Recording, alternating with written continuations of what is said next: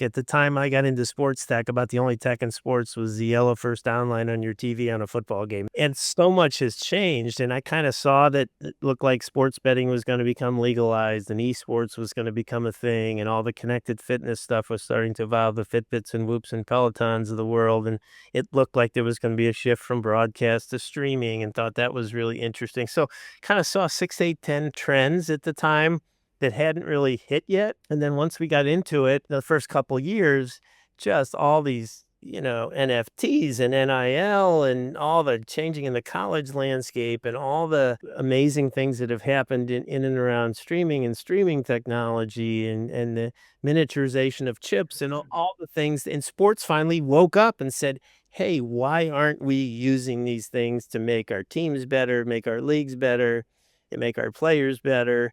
And it just was logical, and I said, like, if there's ever anything that's probably recession-proof and crater-proof, kind of a good thesis, it's not gonna go out of style. Some of the fads and fashions might change, but the actual big picture was not gonna go out of style. We always start these out with a similar question. We obviously have gotten to know you well over the last few years through a investment that we made together. But for the benefit of our listeners, do you mind giving a quick 120-second Keith Bank life story so that people can better understand who you are? Sure, happy to do it. Born and raised in St. Louis, still a diehard St. Louis sports fan. Went to Wharton undergrad, got out of school, took a job in corporate America and lasted a whopping 3 months and quit and decided I wanted to be an entrepreneur. I moved back to St. Louis. I started a company that I built and sold, and then I moved to Chicago to go to business school at Kellogg at Northwestern. Out of business school, I went into the commercial real estate development world for about a decade and had a pretty good run from the mid-'80s to the mid-'90s. Walked into my real estate partners one day and said, I'm leaving. They said, why? I said, I'm going to start a venture capital firm. They said, what do you know about venture capital? I said, not much, but I'll figure it out. It can't be that complicated. And that was 1996. So I've been doing this almost 30 years. Hard to believe.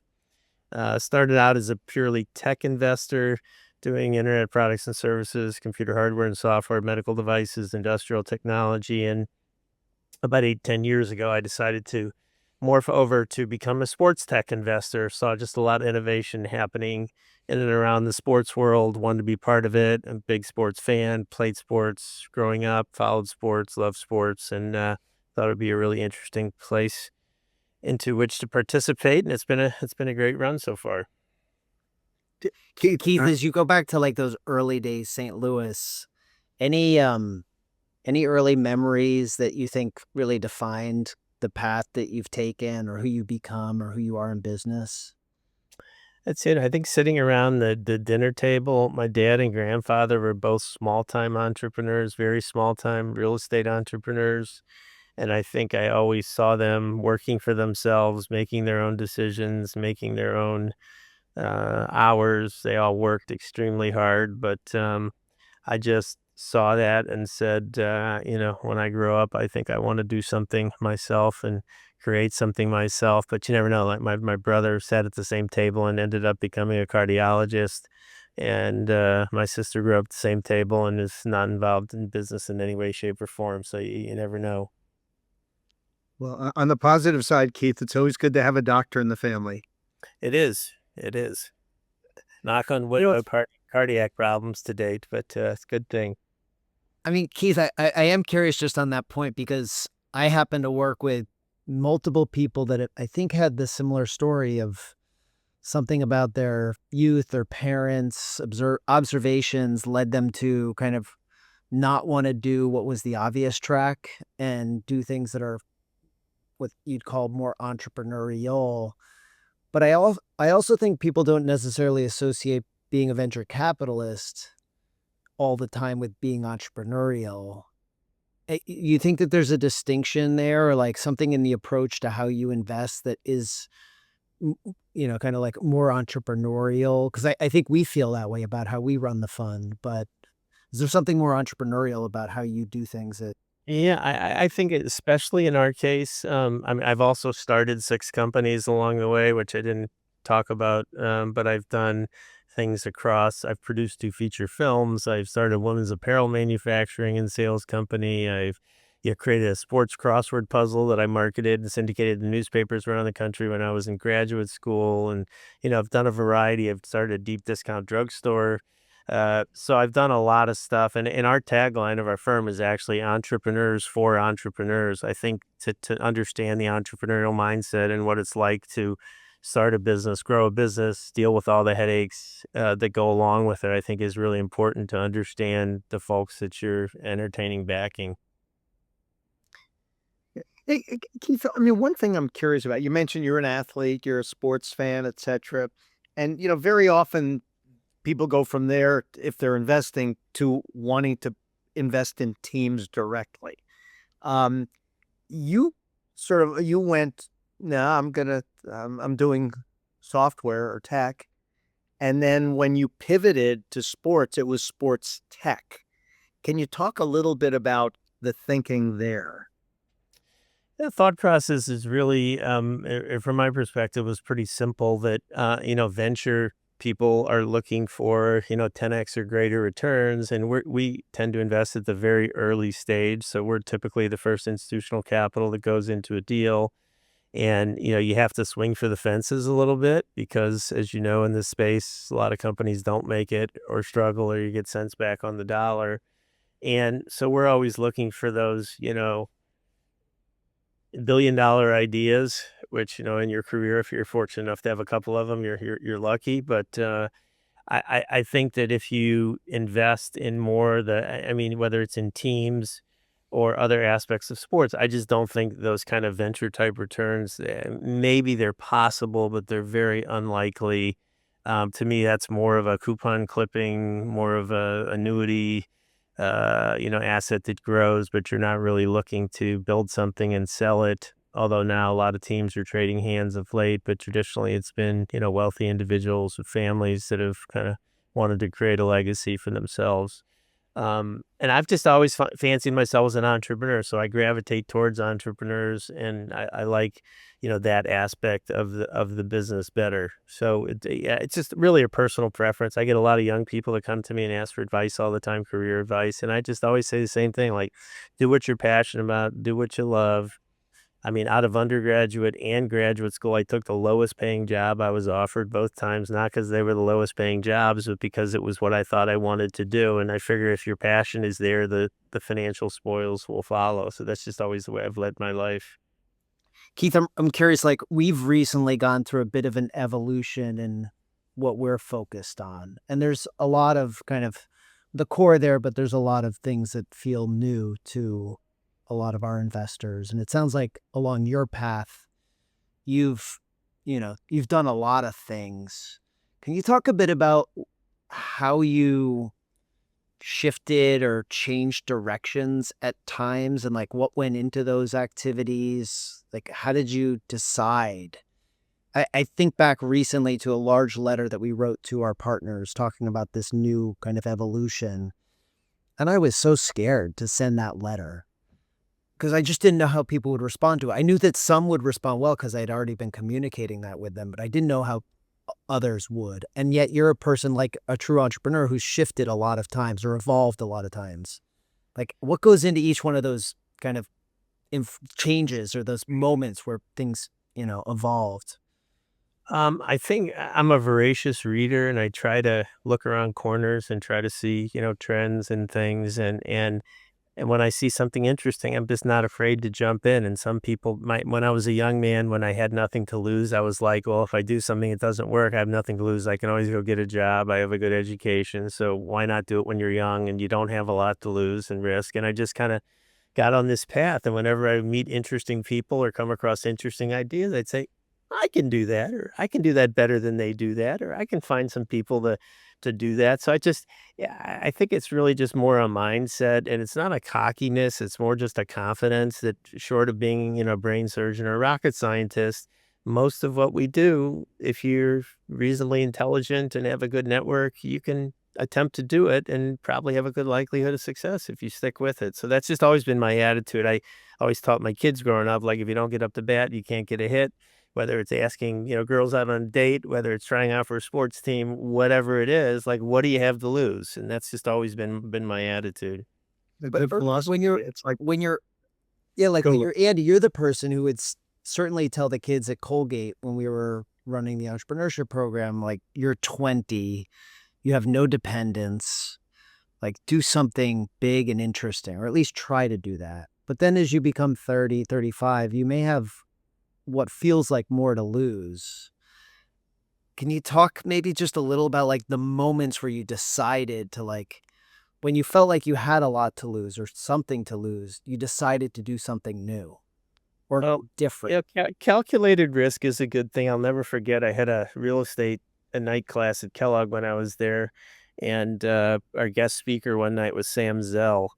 His nickname was Grave Grave, Dancer. the Grave Dancer, and I never forget. He started his lecture, showed up in his motorcycle jacket and with a young date on his arm, and the first thing he said was, "Does anybody know what the definition of a guarantor is?" And a bunch of people raised their hands or whatever. He said, "No." He said, "A guarantor is a schmuck with a fountain pen." And, it always kind of stuck with me. So I've always taken a lot of risk, but I've never personally guaranteed things to the point that if, God forbid, things went wrong, I'd be toast. And so I've always just risked what I could afford to risk, and without affecting my family and my lifestyle. And I've had my share of big wins, and I've had my share of big losses. And I think anybody that's in this business that says otherwise probably isn't telling you the truth.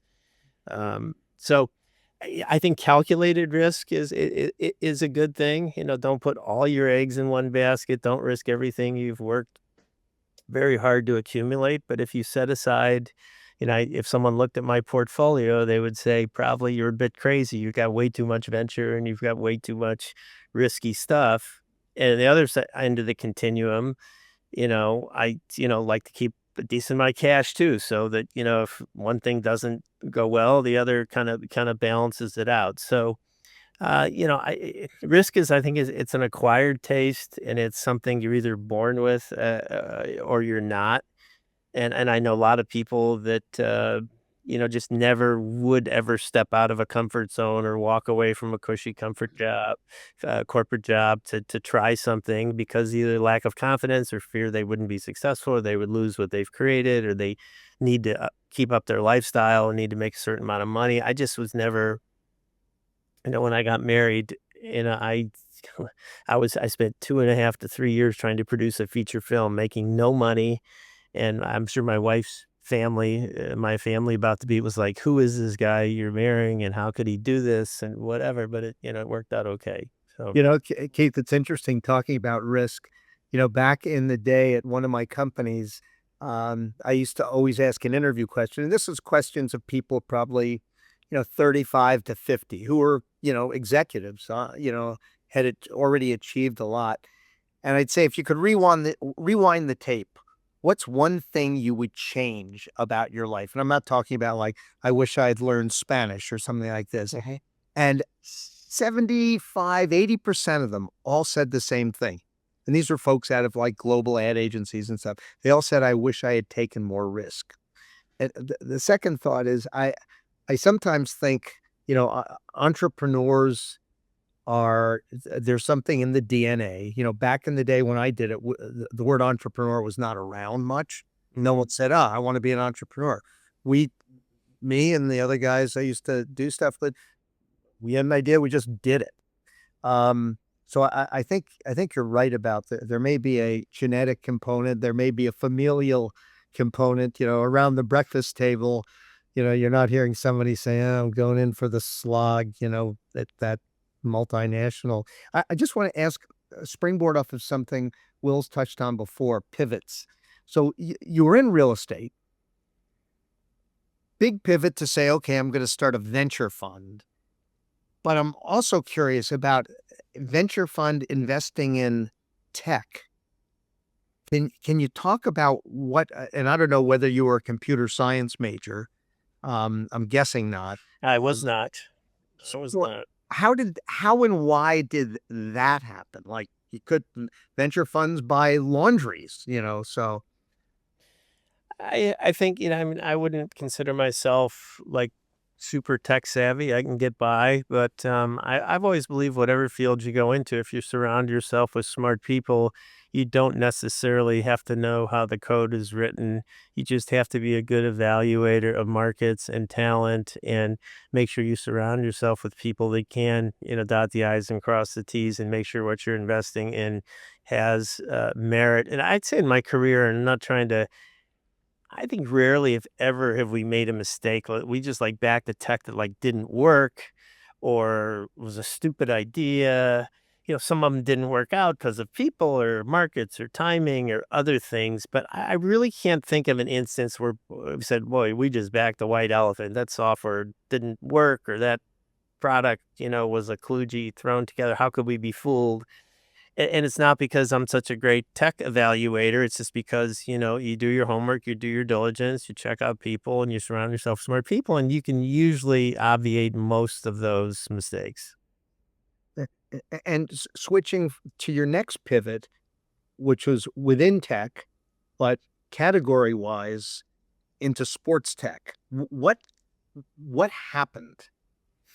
What happened is, I had two early stage pure tech funds, and had the good fortune of having done them in the era of the internet bubble, 98, 99, 2000, kind of the worst years in the history of venture capital. So I lived through some pretty tough times. And once those two funds were fully invested and harvested, I decided to go back to my angel investing roots for about an 8-year period and just look for interesting one-off deals. I felt like I was better not having to stick to a script. It has to be this stage, this size, this industry.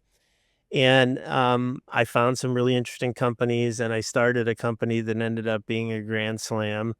And a handful of the deals that I did 18 one-off deals over an 8-year period, and probably half of them were sports or sports related. And I was kind of like, this is kind of fun. It's something I know something about. I have a lot of contacts in the space. I have a lot of relationships. I can relate to it. And the opposite of what you just said, like where I'm not a deep techie and I can't say, oh, I want to go after the coolest, deepest tech stuff. In sports, I kind of know the playing field, know a lot of people. And I said, why not invest in an area where you have a lot of passion, first off, a lot of relationships. Second off, in these one-off deals I did, we returned about 6x over those 18 deals, so had a really good track record of performance over that. And lastly, at the time, I always joke, it's my standard line, so if people have heard this before, I apologize, but, like, at the time I got into sports tech, about the only tech in sports was the yellow first down line on your TV on a football game. That was about being cool sports tech. And so much has changed, and I kinda saw that it looked like sports betting was gonna become legalized, and esports was gonna become a thing, and all the connected fitness stuff was starting to evolve, the Fitbits and Whoops and Pelotons of the world, and it looked like there was gonna be a shift from broadcast to streaming, and thought that was really interesting. So, kinda saw 6, 8, 10 trends at the time that hadn't really hit yet, and then once we got into it, the first couple years, just all these, NFTs and NIL and all the changing in the college landscape and all the, you know, amazing things that have happened in and around streaming and streaming technology and the miniaturization of chips and all the things. And sports finally woke up and said, hey, why aren't we using these things to make our teams better, make our leagues better, and make our players better? And it just was logical, and I said, like, if there's ever anything that's probably recession-proof and crater-proof forever, people are always gonna exercise, they're always gonna wanna be fit, they're always gonna wanna have some avocation or hobby. That's never going out of style, so you got a built-in, group of people around the world that are always gonna participate in some of these activities. And I think college and professional sports, although they change over time, have shown that they can stand the test of time, and people are always going to want to watch them and go to games and be involved and be part of a group that whether you root for your university or root for your hometown professional team. And I just said, kind of a good thesis. It's not going to go out of style. Some of the fads and fashions might change, but the actual big picture was not going to go out of style. Keith, you've been in that sports tech investing space for quite some time. Anything you've observed kind of thematically about what it takes for a sports technology to become You use the word grand slam. Like, there's a lot of sports tech out there. What is it? What are some of the key components that you've observed that are need to be there for a sports technology to become a really big business? I think like many industries, you have to really identify a need as opposed to, look a solution looking for a problem. We try to, yeah, where's their problem and how do you come up with a solution? And then I think, there's a lot of great technologies that have fallen flat on their face and been abysmal failures, not because the tech didn't work, because you may not have had the right sales team or the right sales pitch or the right entree into the customers. But, a lot of times the second, third, or fourth guy into the space ends up being the big winner because they see the mistakes that were made by the first or second entrant and they don't make that mistake again. Um, so I just think that it's a big, ginormous space, no matter which piece of it you want, whether you're going after the casual workout person, health, fitness, and wellness side of things, or whether you're going after trying to sell into teams or leagues.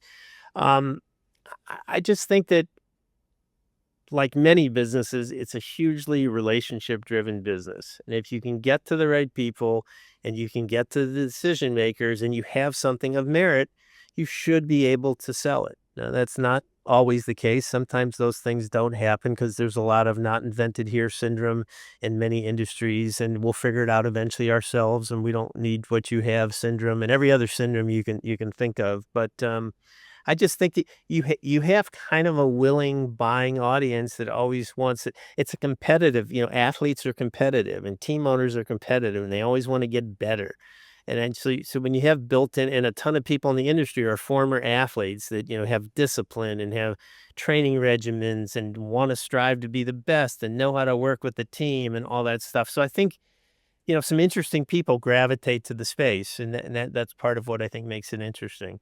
Keith, I guess the one thing that we hear a lot is it's one thing if you've got we'll call it sports tech or performance tech in the B2C world. Got a big TAM, lots of, gazillions of people doing stuff, exercising, playing sports, wanting to get better. How do you address the question that we often hear from LPs about the limited TAM, or what they believe is the limited TAM, addressable market, when you're producing a B2B piece of sports tech? There's only, there are X number of teams. Yep.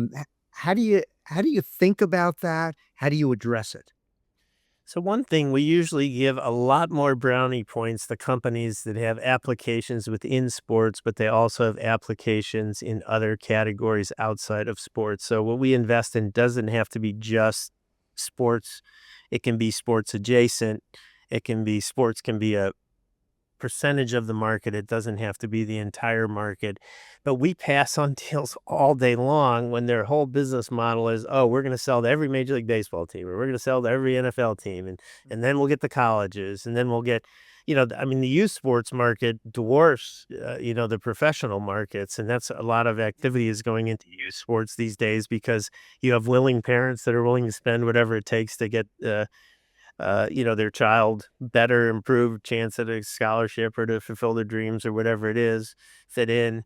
That in many ways is an easier sell, but it's harder in that it's very fragmented. So there are some governing bodies and there are some groups that control a lot of youth sports, but it makes it a little harder, and a lot of companies trying to sell in the space are having to go to every podunk town, around the country, and it can be expensive to have a sales force doing that. So every piece of the market has its own flavors and advantages, but in general, we pass on most of the opportunities where they say we're going to capture 100 professional sports teams. We say that's great. That's 10 million of revenue. We're at the other 90 million to get to $100 million business, which is our threshold. If we don't think a company can get to $100 million in revenue in a reasonable period of time, we usually pass. So, The piece about the consumer is one that I've been thinking a lot about, where we met with a company recently and they have a pretty interesting business with professional teams that is focused on very different use of this product versus what they're selling to the consumer. And I couldn't help but wonder, why aren't we selling to the consumer the thing that we know that the pros are using this for? Because the pros are competing, to your point, in the most competitive environments, trying to win. I guess where I'm trying to go with this, like, is it interesting when a business comes to you and says, we have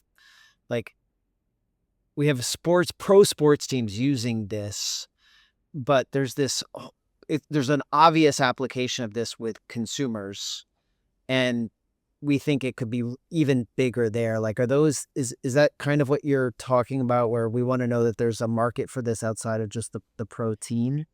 So we're looking at a company right now that fits kind of that mold exactly. They've got some pretty high profile professional athletes as brand ambassadors and influencers.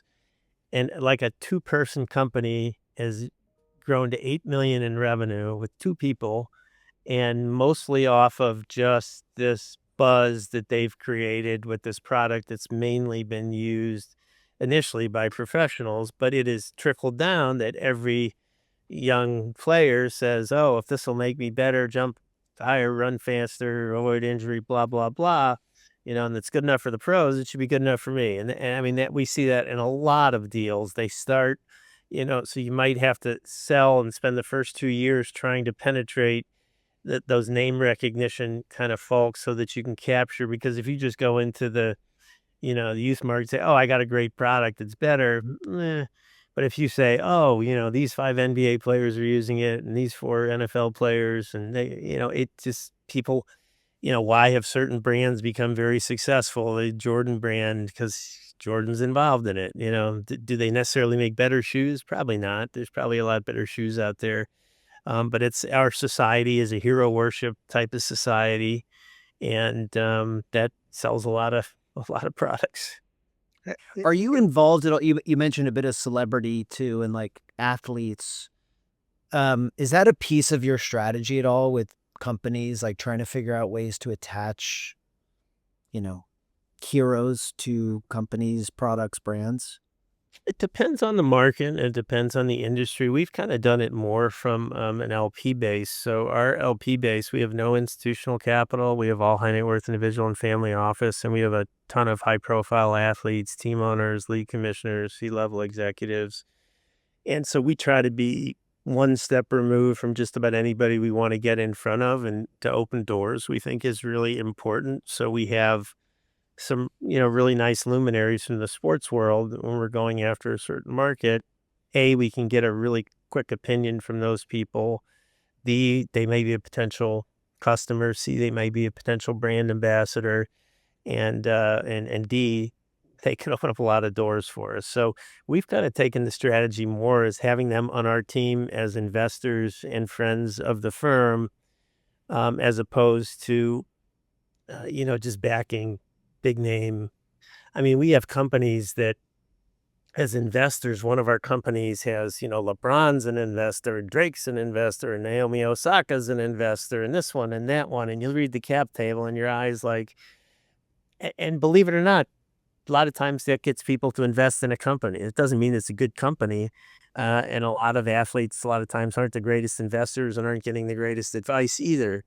But our society is a sex appeal, name brand, that's what people react to. And so sometimes you have to play that game. But we won't do it just because somebody's involved. It has to be somebody involved, and the product or service is great, and the team is great, and it makes sense. Yeah, it's the old the risks of we call it the commutative theory of company legitimacy. It's like, well, if he's in it or she's in it, it's got to be Right. good. I'm curious. When we sometimes think of you as a sports tech investor, do you also invest in sports product things that are physical, not electrons? We do. And sometimes ordinarily we wouldn't invest in an apparel company because you've got all the issues with style and fashion and inventory and, all kinds of problems. we came across two ex-Nike guys that came up with an idea and figured out a way to heat print very light weights across the entire surface of the apparel, and it's a very eye-catching design, and it uses a science called microloading, where you train in this stuff, and then when you take it off, you jump higher, you run faster, and there's all kinds of studies. You burn 8% more calories, you get better performance. And to us, the team was outstanding. They had pedigree, and we tried and used the product, and it really works, and thought it was really cool, thought it would appeal to the high-profile professional athletes, but also to young kids who want to improve. And we made the investment. I think it's going to be a really good one for us. It's really started to scale nicely. And I guess Slattery is the biggest form of imitation. Now there's about 5 other companies that have tried to do something kind of similar once they saw what we had done. But that's probably an exception rather than the rule. We probably pass on 50 apparel deals a year if there's not a real compelling hook or reason beyond just, oh, we have a cool brand or a cool style, or we're higher priced, or we're lower priced, and they're gonna look like Viori's been a big success. I'm still not sure why. There's 50 other companies that do stuff similar to them, but I guess their team did a good job of executing and building a brand. But building brands is expensive, and typically they're more PE type plays than venture type plays.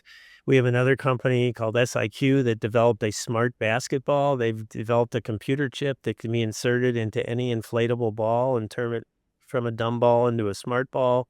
You take this basketball out of a box, you start shooting with it, it knows who you are, how tall you are, where you shot from, if you shot off the dribble or stationary off the backboard, made a swish, gives you release time, gives you a heat map of all your shots. And we thought, and it's a razor blade model. You buy the ball and a subscription, and for the subscription, you get all this data, and coaches can monitor players, etc. And then they eventually developed a universal chip that can be in any inflatable. So now we're developing a soccer product. We'll eventually develop probably a football product and a American football product and a volleyball product. So any inflatable ball.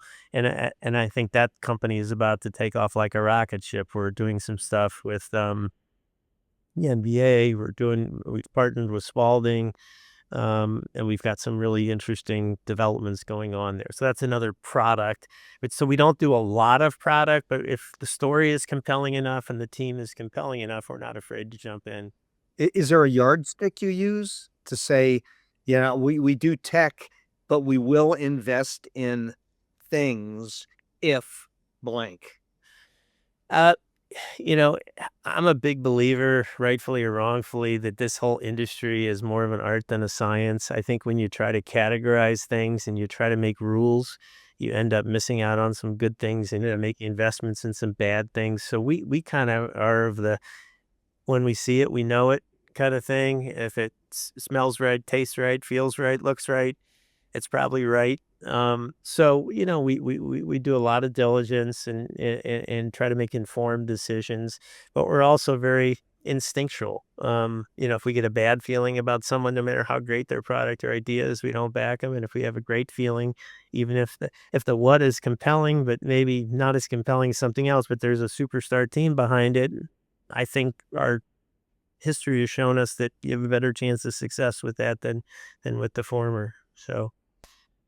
Keith, earlier in our conversation, you talked about problems worth solving. And God, it's such a simple concept, but I'm sure you, like us, have just kind of gone back at times and said, well, is this really a problem, or was it a problem worth solving? And then you talked about changes in the sports technology space over the time that you've been investing, whether it was NIL, sports betting, trends.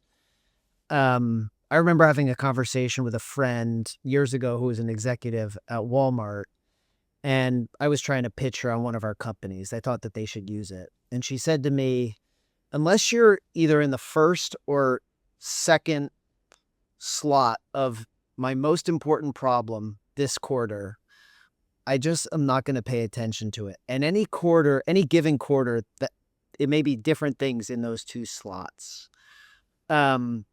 I'm curious, how do you think about tracking trends and then trying to figure out what are the most two important problems to try to solve within that trend in, in a space, if that makes sense? Like, how do you figure out what are problems that are worth solving within within some constraints? Yeah, I think, a realistic I could make up something, but I think a realistic answer is we have other people, bringing us those ideas, and we pass judgment on whether they're right or they're wrong, or they have a shot or don't have a shot.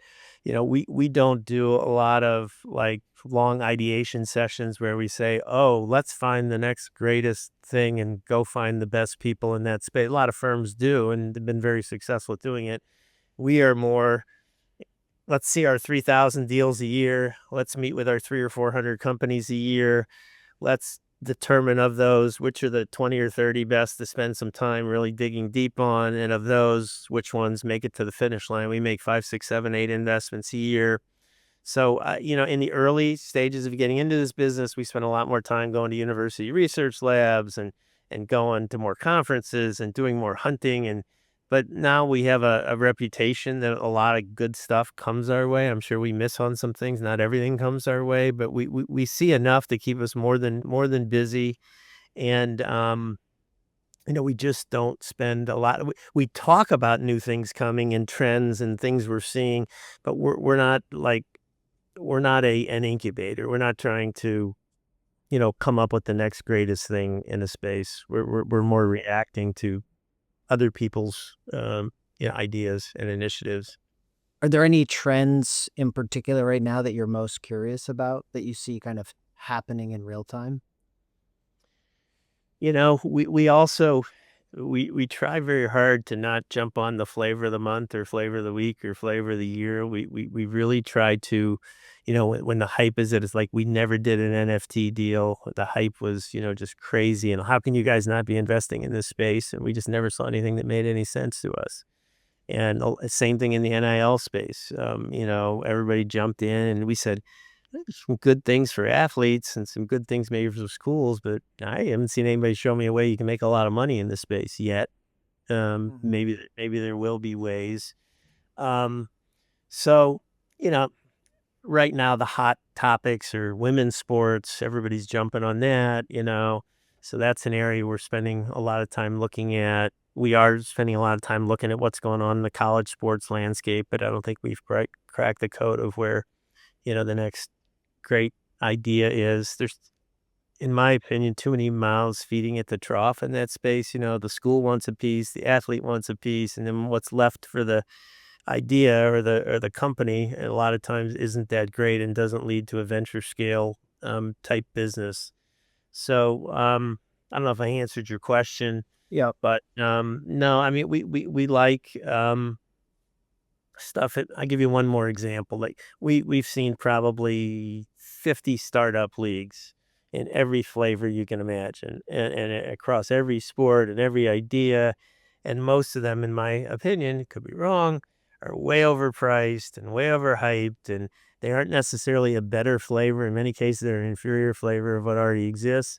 And we've made one investment in the space, a company called Three Ice that has developed a 3-on-3 ice hockey league. And they took kind of the NHL's overtime format and changed some rules and made it even more exciting. We call it hair on fire hockey. 2 8-minute periods, running clock. Every penalty is a penalty shot. You can't ice the puck. You can't go back over center ice like in basketball, the over and back rule. That's a penalty shot. And every time a goal is scored, the goalie puts the puck right back in play. There's no face-offs that slow down the action. So it's just super exciting. And it costs us a couple $1 million to run a season. And then you look at some of these startup football leagues, it's 70, $80 million to run a season, and you see 6,000 people in the stands. You wonder how they're ever going to come out on that. And some of the money paid for some of these franchises and some of these new leagues, I just don't see how anybody's ever going to make any money. Again, I could be wrong. But so we look, like I said, we've passed on every league. And then we saw this hockey thing and just said, this has a chance. You don't have to hit it out of the park on the revenue side to make a lot of money. And we thought the sport was a better version of the sport that exists. We think it appealed to a younger demographic. It's very phone friendly. It's betting friendly. Just a lot of things about it that we really liked. And we took the plunge. The jury's still out. We're starting our third season next week. So we'll see how it goes, but we recently signed a partnership with the NHL. and we're going to be on FanDuel Sports Network and a bunch of the other RSNs across the country. So we'll have about 70, 80 million households, and hopefully this is our breakout year. All the coaches are NHL Hall of Famers. So it had a lot of things that we liked. And again, the jury's still out. We'll see how successful. But the plan is to eventually do Three Ice Kids, Three Ice Women, Three Ice Asia, Three Ice Europe, Three Ice Canada, Three Ice World Cup. Have an open division where aspiring, 40-year-old hockey players can enter an open division and see how they can compete. So, we kind of saw it as a media company in the shape of a hockey league as opposed to a hockey league. And you have a Sounds great like all- game line, hair on fire hockey. Who could say no to that? Yeah. Especially guys like us that have no hair, so. But it sounds like there were certain attributes that the deal in that case that you thought made it attractive, maybe relative to some of the other sports, new format. Yeah, and a really passionate entrepreneur with great domain expertise, and really knew the space inside and out. And again, the jury's out. We'll see how I think it's going to be successful. We'll see. We've had our bumps along the road because anytime you try to do something new, everyone questions it and whys and wherefores. But we're believers. I'm curious, Keith. You mentioned great domain expertise, and one of the things I think we've seen and heard is some resistance in team management, and it may vary by geography, and hopefully we'll get into that a little later. But resistance to, I'll call it hiring outside the pool of, I've been working in team management, et cetera, forever. Resistance to embedding tech, the latest tech, into the 6, 7, 8, 9 revenue lines that come off of a team. Have you seen that? If so, how do you get around it? And is that different based on either league or geography? That's a 3-part 50-point question for you. Yeah, I think it's more kind of ownership mentality than anything. I guess this whole tech revolution probably started with Moneyball and what the A's did, and obviously there were a lot of books and movies about it, and everybody. And then Theo Epstein's success, bringing kind of some new ideas as a young guy, into baseball. A decade or two later. And you always are reading about this team hired this 32-year-old GM who's got all these great new ideas. But I think those are more the minority as opposed to the majority. I'm always amazed, like when coaches are fired in the NBA or NFL, like the same coach could be hired 5 different times with 5 different teams, whether he had a winning record or a losing record. There's a lot of familiarity bias in a lot of these teams and leagues. And the few that have tried to do something as a bit of an outlier many times have had some success. And then people try to copy that model, and it either works or doesn't work. Sometimes they go back to the old model because they didn't have success with it. But I really think it's more, mentality and openness of ownership as opposed to necessarily geographic location. Do you have a point of view about the development of leagues? How do you create value? Because you've been around sports tech, the owners, et cetera, for a long time. How do you create value in a league as opposed to a team? If you look at the numbers, it would tell you media rights is the way you create value in a league. I mean, okay, you sell some tickets, that's a drop in the bucket. You get some sponsorship, you get some advertising. But if you look at most of the leagues, what's driving all these crazy salaries in sports? It's the media deals. And why did the Lakers sell for $10 billion and the Celtics for $6.2 billion or whatever they sold for? It's because these leagues just keep getting bigger and bigger media deals. And now with the Amazons and Netflix of the world coming in and bidding against the traditional media companies, that pretty much drives everything. The other stuff are, nice fill-ins, nice, augmented revenue streams. So unless you really have a compelling media strategy, in my view, it's really hard to have a breakout league. You could maybe break even or lose a few bucks, make a few bucks, but to really have a meaningful, and you look at, I mean, just salaries like in the WNBA, the salaries are so low because historically their media deals weren't worth any money. So the owners didn't have the money to pay. Whereas in the NBA, NFL, when each team's getting massive inflows for media revenue, they can afford to pay the players. And eventually the players say, we want our fair share or X percentage of what you make. And, then it becomes a whole, who gets what piece of the pie discussion. But in a lot of these startup leagues, there is no pie or it's a very small pie and there's not enough to go around. If you can't create a pie pretty quickly, you go out of business because people eventually are going to stop funding if people aren't watching. Yeah. I mean, and yet I know, and you mentioned that you've looked at a lot of these new leagues. A lot of them will model in pretty aggressive assumptions around media growth. And I juxtapose that with the fact that there's only 24 hours in the day and there's only so much that the end consumer can actually watch. And it's hard to kind of make all that math pencil out because like, do you really want to watch I don't know, 3-on-3 basketball? I don't know. I do though wonder, like, what could you mentioned early on in the conversation, like sports seemed like a pretty good place to spend a lot of time because it didn't seem as though it could go out of fashion. Like it felt durable. Do you think at all at times about what, if anything, we're obviously investors in software companies. You see this whole proliferation of artificial intelligence, feels like it could be disruptive. Maybe it's not, like it's an open-ended debate. What do you think could, if anything, be a real risk disruptor to kind of the global kind of idea of just sports? Like what could ever affect sports? I'm not sure there is anything in our lifetimes, but I mean, you asked about kind of trends. One thing that is like for sure happening between the cord cutting and people going to more streaming, one thing, but even bigger than that is the younger generation does not sit through a 2 or 3 hour sporting event. They want to see a minute of this and 3 minutes of this. And they want to be texting and talking and having an influencer talking while they're. So, I mean, once our generation gets old and dies off, this new generation watches everything on their phone, on their mobile devices, in snippets.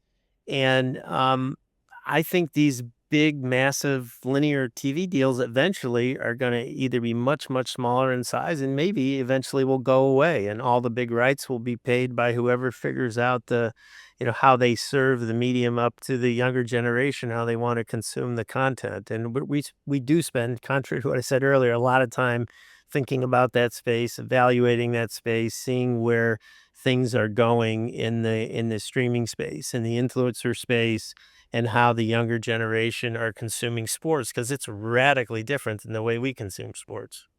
Yeah. And go ahead, Willis. Well, I was going to say, I sometimes think about like, will people ever want to watch robots throwing the football around the field? I don't think so. But I was having a conversation recently with somebody and we were kind of talking about, well, what happens if all of these athletes just start to become better and literally the best possible versions of themselves? There's this thing, the enhanced games now going on, but it got me thinking, we were talking about CRISPR technology and what if you can engineer an athlete? And I have noticed for myself, I'm somebody who likes to watch mixed martial arts, UFC. I find myself not liking watching it as much anymore because all the athletes are so good. And it used to be really interesting because you'd see a person from a certain discipline stack up against a person from a different discipline. You'd be so curious to see what happened. Whereas now, they're kind of like clones of each other. And on some level, I found it made the sport a bit less interesting to watch. Do you think that there's a risk that like athletes become perfect and all of a sudden these games, like the edge and opportunity within a game becomes far less to see great things happen? I don't think you're going to ever see them perfect because humans are still humans and there's emotional factors and there's the human body factor and all the other. But I mean, a lot of sports, golf is a good example. They're talking about rolling back the golf ball because guys are hitting it too far. They've gotten too good. The courses are obsolete that have been built, and they probably are going to roll back the golf ball. I also think there's something to be said for people liking to watch people doing something that they think they can do themselves or try to do themselves or try to emulate. I don't ever think of myself if I watch some guy doing some extreme sport, doing triple flips on a bicycle off a ramp, like I don't ever anticipate myself doing that. But I could watch golf and say, hey, I'm never going to be as good as these guys, but I can at least on occasion hit a shot similar to what they hit. And in basketball, even if you can't run up and down the court, if you can still shoot and you shoot free throws and play around the world and horse and do other stuff, you can relate to it. So I think there's something to the relatability, but I'm not really worried about guys getting too good. I'm more offended by changes in games. Like in the NBA, guys take 6 steps and they never ever call traveling. I mean, when I was in high school playing basketball, if you moved your pinky one step, yeah, traveling, on the ball. Now it's all this Euro step nonsense, and guys from half court don't take a dribble, and they don't. I think it's really decreased my enjoyment of watching the game. There's a lot of the same thing with the 3-point shot. People think the 3-point shot is kind of starting to ruin the game. So everyone has their opinions, but I'm not worried about people getting too good. I don't. That doesn't concern me. Just two quick ones.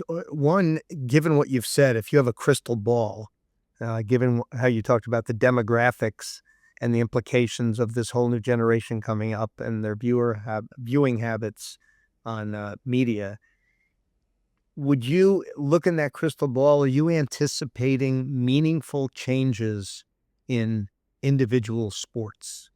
Somehow, we make baseball not last 3 hours, or we make some kind of change. I mean, it's already happening. I mean, baseball, changed the rules with relief pitchers. There's probably going to be a robot umpire coming into the game in the not too distant future, calling balls and strikes. They're trying to speed up the game. Same thing in golf, pace of play, trying to speed up the game. Shorten. I think the baseball with the rules changes. I think the average game is, I forget what exactly it's going, like 14 to 16 minutes faster than what it was a couple years ago.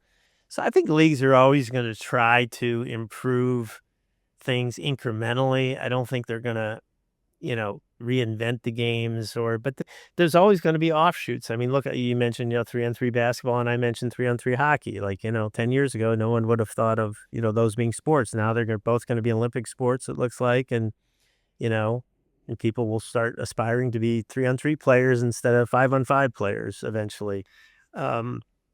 So I think things will continue to evolve. New sports, I mean, this whole pickleball craze, I mean, that kind of came, and now Padel, I mean, they kind of came out of nowhere. They've been around for a long time, but they caught fire. And that's a good example. And I've gone on record of this to many people's chagrin, but like pickleball, I've found to not be a very investable sport for the very reason I don't think it translates well to TV. Hence, it doesn't translate well to getting big media rights. So I think it's a great sport for people to play. It's great for participation. Maybe you can make money selling equipment or court time or whatever. But in terms of being a professional sport that's going to be successful, I don't think it will ever appeal to people to watch. It just isn't interesting enough to, in my opinion. And some people would disagree with me. It's funny how much of this seems to come back to, like, is it a good entertainment product? And how much of that, to your point, on the desire from new consumers for different formats because they want them to be shorter, fit into Instagram, like how that's probably changing a lot of the decisions happening at the league level to figure out how to make this sport more interesting for the new consumer as it like an evolved entertainment product. I always come back to this, maybe my last question for you. What is it about watching grown men and grown women on a field, a court, in a pool, whatever the medium, that just captivates so many of us? What do you think it is? I think it's that no one knows what the outcome's going to be. I think there's human frailties involved. There's drama. I mean, okay, some games are blowouts and there's not much drama, but I think it's a combination of drama, not knowing the outcome, I think it's fandom, rooting for your hometown team, your college you went to, whatever, or rooting for your kid who's playing a sport that you're watching as a 5-year-old or 10-year-old or 15-year-old. Um, it's a human. I hope that never goes away. It might with all the, the new generation, how, it's everything's electronic and everything is, it's a shorter attention span. But I still believe that, the human drama, the unknown outcome and the fandom are really what drives all sports, in my opinion. It's interesting you say that, Keith, about the unknown outcome, because I think about who did we have in the finals this year for the NBA? Yeah. Two secondary, maybe tertiary market teams that back in the day, when it comes to media rights, you weren't going to be paying a whole lot for that. Yep. And, can you talk a little bit about what happens when parity hits a league? Usually when parity hits a league, the big markets and the deep pockets figure out ways to make the parity go away and try to be dominant again. Look, am I seeing Steve Cohen above your head in the Steinbrenners there? I mean, that's, when people have limitless pocketbooks and get into this stuff, they obviously can spend. The spending doesn't always translate to winning, but usually there's some type of correlation. But I think that's, again, the part of the beauty of sports. Underdog team that no one expects, Cinderella team, Villanova when they won the Final Four that year when no one expected them to do that, or, the Thunder winning the NBA this year or whatever. There's some great Cinderella stories that happen. Or the no-name kid who no one ever heard of becomes this unbelievable star, on the world stage. Antetokounmpo, nobody had heard of him before he came in the NBA, or Jokic, or a lot of these guys. But I think that's what makes it interesting. You think there's anywhere else that we get even close to that level of organic drama, fandom, competition? I don't. And again, I also think a big part of it is that people can go out and try this stuff. You can go out, you can't play at an NBA level, you can go shoot baskets. You can't be a tennis star, but you can go out and play tennis on the weekend and try to. You can't, be a PGA Tour star, but you can hit a great drive or a great iron shot or make a long putt and feel like, so I think there's a lot of it is people reliving their youth, people fantasizing, I wish that was me, or there's a lot of just human emotional stuff that sports, it's hard to capture anywhere else. I just, so. And speaking of emotion, because we're drawing to the end of our time here, Keith, one question we always ask at the end of this, you've had a great run, and usually there's somebody in our past or some bodies who've made a difference in our life. Is there anybody in your life outside of family who you'd want to say thank you to because they gave you something, some thought, edge, insight, advice, something? Yeah, so when I was a kid, I idolized John Wooden, the UCLA basketball coach, and he wrote a book called The Pyramid of Success, and he outlined what it took to be a success in sports and in life. And I used to carry out for about 25 years. I had a crumpled up thing in my wallet that I carried around his period of success with me till I was probably 40 years old. And I tried to kind of live my life and career and everything else following. And it's a lot of, great sayings and commonsensical stuff, but he put it down on paper and it just has always stuck with me. And he's the one guy. I don't idolize a lot of athletes, or, I might like watching him play, but he was just, down home, homespun, discipline, and how to live your life and how to be a good person. And it just really hit me. And in third grade, I wrote a paper about it. I'll never forget that. I submitted for my English class and got a good grade on it. And I was all excited. And I wrote a paper on him in college too. And I've read pretty much all his books and everything he's written. And you just, he's a guy that stuck with me. Well, that's a great note to end on, and his sayings are amazing.